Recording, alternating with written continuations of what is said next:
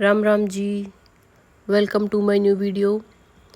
तो दिन की शुरुआत होती है कुछ इस तरह से। अभी होमवर्क हुआ नहीं है। आज पहले अपना डेली रूटीन कंप्लीट किया है, उसके बाद होमवर्क होगा।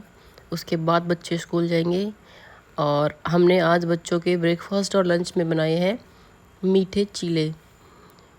इनके लिए मैंने नाइट में ही चीनी को रख दिया था घुलने के लिए पानी में डाल के। और अब हम बनाएंगे इसके चीले। ये बच्चों के फेवरेट हैं, तो इन्होंने उन बच्चों ने बोला कि हम इनको लंच में भी लेके जाएंगे और ब्रेकफास्ट में भी खा के जाएंगे। तो मैंने यहाँ पे जो अपना डेली वाला तवा है वही यूज़ किया है, आयरन वाला। और उस पे पहले थोड़ा सा ऑयल डाला और उसके बाद इस बैटर को स्प्रेड कर दिया, इस पे फैला दिया अच्छे से जिस भी साइज़ का आपको चाहिए। और फिर हम इसके किनारों पे थोड़ा थोड़ा कुकिंग ऑयल डालेंगे, जिससे कि इसके किनारे हैं वो तवे से अलग हो जाए, जिससे इसमें ये चिपके नहीं। वरना अगर ये चिपक जाएगा और हम इसको पलटेंगे तो क्या होगा, ये चिपक के टूट जाएगा। और इसको फिर हम धीरे धीरे पलटे की हेल्प से किनारों को अलग कर लेंगे चारों तरफ से। और उसके बाद ट्राई करेंगे इसको पलटने की। और हमने थोड़ा सा ऑयल इसके ऊपर भी डाला है ताकि ये हम इसे पलटे तो नीचे से चिपके नहीं। तो कुछ इस तरह से ये सेगा है एक साइड से। और ये बहुत ही अच्छा रिज़ल्ट है ये इसका। वरना तो जब हम फर्स्ट वाला चीला बनाते हैं वो ऑलवेज चिपकता है, उसका शेप ख़राब होती है और वो बिल्कुल मैश ही कर देता है तवे को। लेकिन ये लकीली बहुत ही अच्छा बनके मतलब रेडी हुआ है, आप लोग देख सकते हो। और इस तरह से मैंने बच्चों के ब्रेकफास्ट में और लंच के लिए इनको बनाया। वो खा के गए और लंच में लेके गए और वो दोनों बहुत ही खुश थे इस वाले ब्रेकफास्ट से। और इस तरह से हमारा ब्रेकफास्ट और बच्चों का लंच हुआ कंप्लीट। और अब बच्चे जा रहे हैं स्कूल, लेकिन इसका मुंह बना हुआ है। ये बोल रहा है कि मेरे को तो इसके साथ में कुछ और भी चाहिए। तो मैंने कहा पैकेट्स वाली चीज़ें नहीं मिलेंगी खाने के लिए। और फिर मैंने बनाई एक कढ़ी पकौड़े वाली और इसके साथ बनाई, अगर घर में कुछ नई डिश बनती है तो वो तो साइड डिश है, रोटियां तो बनेंगी ही बनेंगी। तो इसलिए हमने अपना वर्क पहले ही कर दिया है। रोटियां बनानी है तो बनानी है और इनको बना के फिर रख दिया। तो अगर सब्ज़ी ना हो तो कोई प्रॉब्लम नहीं है, चटनी बन जाएगी, उससे खा लेंगे, सब्ज़ी की प्रॉब्लम नहीं होती। लेकिन रोटियां चाहिए। वो चीले तो बस ऐसे ही थे टेस्ट करने के लिए। और खैर मेरे को तो आज रोटियां खानी नहीं है, मेरा है फास्ट और मेरा खाना है कुछ इस तरह का। ये वही चिप्स है जो मैंने कुछ दिन पहले बना के रखी थी, अब इनको फ्राई किया। और अगर आपको भी ये चिप्स बनानी है तो लिंक मैं डिस्क्रिप्शन में डाल दूँगी, आप वहाँ पे जाके देख सकते हो और बना सकते हो। और आप पूरे 1 साल के लिए इनको स्टोर करके रख सकते हो। तो इस तरह से मेरा खाना होने के बाद में मैंने कटिंग किया एक सूट। ये है फर्सी सलवार, लेकिन इस सलवार की कटिंग मैंने कुछ दिन पहले करके रख ली थी, तो वो क्लिप मैं यहाँ पे ऐड कर रही हूँ। और यहाँ पे जो सलवार की लंबाई होगी वो होगी 37 इंच। तो उसके लिए हमने 3 इंच एक्स्ट्रा लिया है। और बेल्ट का जो कपड़ा हम लेंगे उसको पहले ही हमने मतलब कम लिया है इस वाले उसमें पार्ट में। तो बेल्ट अलग से लगाएंगे। और ये हमने सलवार कट कर ली है। इसकी मोहरी हमने 12 इंच की कट की है। और आप अपने अकॉर्डिंग मोहरी छोटी आप मतलब बड़ी कर सकते हो। और आसन में निशान लगा के और इसको कट कर लेंगे। और ऊपर जो कपड़ा बचा है उसमें से हम अपनी बेल्ट निकाल लेंगे अपने साइज़ के अकॉर्डिंग, जो भी आपका साइज़ हो। आप हिप्स के अकॉर्डिंग बेल्ट निकालते हैं, जैसे हमारे हिप्स हैं तो उसमें हम कम से कम 5 या 6 इंच उससे बड़ी होनी चाहिए बेल्ट, तो वो कंफर्टेबल होती है। तो इस तरह से मैंने अपने साइज़ के अकॉर्डिंग यहाँ पे बेल्ट निकाली। और फिर ये जो फर्सी सलवार है ये पहले भी काफ़ी टाइम पहले, तब इनका कुछ नाम नहीं होता था, 8 से 10 साल पहले तब भी ऐसी सलवार पहनते थे। लेकिन क्या है, अब इनको नया नाम दिया गया है फर्सी सलवार। तो ये कुछ इस तरह से बनती है। इसमें डिफरेंट क्या है इस वाली सलवार में और पहले वाली में, इसमें बस ये जो लास्ट वाली प्लीट होती है साइड में वो 3 इंच चौड़ी डलती है, वरना वो सेम है। और ये है सूट इस सलवार के साथ का। इसकी जो गले की पट्टी थी वो मैंने निकाल दी थी, उसके बाद कट किया था इसको। और इसकी जो लेंथ है हमें छोटी रखनी है इस सलवार के अकॉर्डिंग। और यहाँ पे मैंने फिटिंग के निशान लगाए हैं। जो भी आपकी फिटिंग हो उसमें आप 1/2 इंच लूजिंग के लिए आपको रखना ज़रूरी है। इससे जो फिटिंग होती है, फिनिशिंग होती है सूट की, बहुत अच्छी आती है।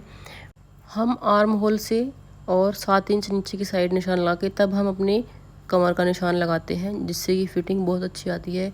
और ये मतलब जो साइज़ होता है किसी का भी, उस पर भी डिपेंड करता है कि आपकी हाइट कैसी है, और कुछ इस तरह भी हम इसको लगाते हैं। किसी के लिए 6.5 लगता है।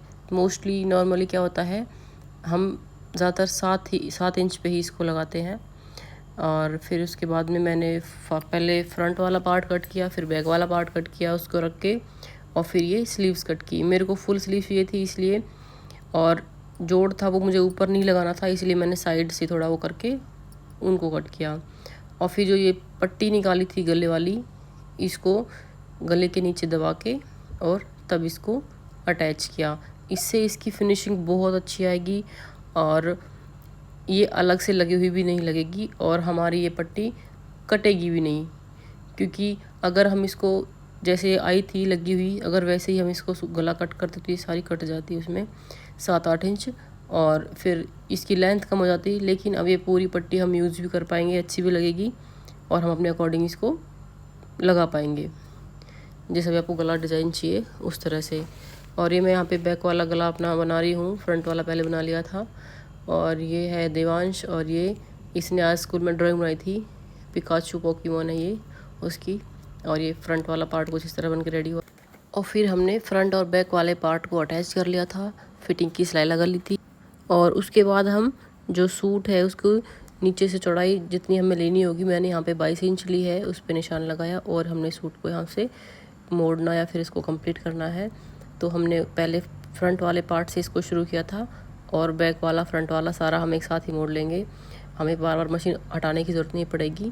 तो पहले फ्रंट वाले से मशीन रखी और बैक वाले पे लाके इसको फोल्ड करके इसमें ऑल पिन लगाई, और फिर इसको साथ साथ ही फोल्ड कर लिया, और इसमें साथ साथ सिलाई लगा दी हमने। तो इस तरह से हमें बार बार यहाँ पे मशीन हटाने की ज़रूरत नहीं पड़ेगी, और बहुत ही अच्छी फिनिशिंग आएगी सूट में इसमें। और इस तरह से ये सूट हो गया हमारा कंप्लीट। और स्लीव्स की जो मैंने क्लिप थी वो यहाँ पे ऐड नहीं की है। अब हम सिलेंगे सलवार। पहले हम जो इसका क्रॉच एरिया है, आसन है, पहले हम इसको अटैच कर लेंगे। फिर हम जो बेल्ट है हमारी उसको बना लेंगे, और हमने यहाँ पे जो हमें इलास्टिक डालनी है या नाड़ा डालना है वो आप पे डिपेंड करता है आप क्या डालोगे, उसी के अकॉर्डिंग हमने यहाँ पे इसको इसमें होल कर लिया है, और उसको हम फिर मोड़ के इसमें नेफा बना लेंगे। और नेफे की चौड़ाई आप कम ज़्यादा कर सकते हो, अगर आपको नाड़ा डालना है आप कम कर सकते हो, अगर आपको इलास्टिक डालनी है तो आप थोड़ी एक्स्ट्रा रखना। तो यहाँ पे मैंने 1.25 इंच चौड़ाई रखी है इसकी, क्योंकि मुझे इसमें इलास्टिक डालनी है इसलिए। और इस तरह से हमने हमारी बेल्ट भी कंप्लीट कर ली, और अब हम लगाएंगे यहाँ पे निशान प्लीट्स के लिए। तो यहाँ पे जो 3 इंच चौड़ी प्लीट डलती है हमने उसके लिए पिन लगा ली है, और हमने बैक साइड से हम बेल्ट जोड़ना शुरू करते हैं। पहले वो दोनों प्लीट्स डालेंगे बैक वाली, और फिर ऐसे हम फ्रंट साइड इस मशीन को ले आएंगे। और हमें जब हम प्लीट्स डालते हैं तो हम जैसे अंदर की साइड डालेंगे, हमें दिख रहा है अंदर की साइड डल रही हैं प्लीट्स, लेकिन वो रियल में क्या होती है, वो बाहर की साइड दिखती हैं। तो इसलिए हमें प्लीट्स को बाहर की साइड करके डालना है, तब उनका वो जो फ्रंट साइड से वो बैक साइड आएंगी। तो ये बोलने में थोड़ा अजीब लग रहा है, लेकिन आप जब ट्राई करोगे तो आपको समझ आ जाएगा कि प्लीट्स को किस तरह से अटैच करना है। यहाँ पे जो बेल्ट है हमें उसमें सेंटर से दोनों साइड 6-6 इंच रखना है प्लीट्स को अटैच करने के लिए। इससे क्या होगा, प्लीट्स ज़्यादा फैली नहीं लगेंगी, और ये दिखने में भी बहुत अच्छी लगेंगी। तो हम जब प्लीट्स डालेंगे तो हमें ये दोनों अपोजिट डायरेक्शन में लगेंगी, उल्टी साइड से। लेकिन जब हम सलवार को सीधा करके देखेंगे तो वो डायरेक्शन उनकी बिल्कुल अच्छी होगी। देखो कुछ इस तरह से। अगर हम इसको उल्टा करेंगे तो ये बिल्कुल अपोजिट डायरेक्शन में लगेंगी प्लीट्स हैं जो, लेकिन बनने के बाद में देखो बिल्कुल ये फ्रंट से देखेंगे तो ये बिल्कुल अच्छी लगेंगी, और ये अंदर की साइड हैं प्लीट्स।